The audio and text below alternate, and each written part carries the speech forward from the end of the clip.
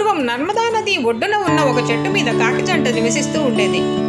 అవి ఆహారం కోసం బయటకు వెళ్ళగానే పుట్టలో ఉన్న పాము చెట్టుపైకి వచ్చి వాటి పిల్లల్ని గుడ్లను తింటూ ఉండేది.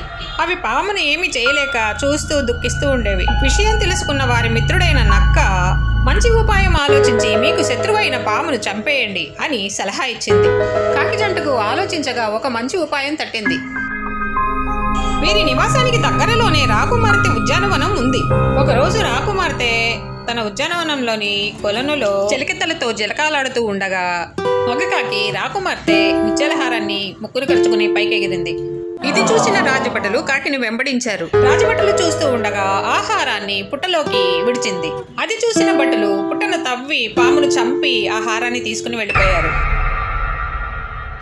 ఆ ప్రకారంగా తమ తెలివితేటలతో తమ శత్రువును తేలికగా చంపి కాకి జంట హాయిగా జీవించాయి.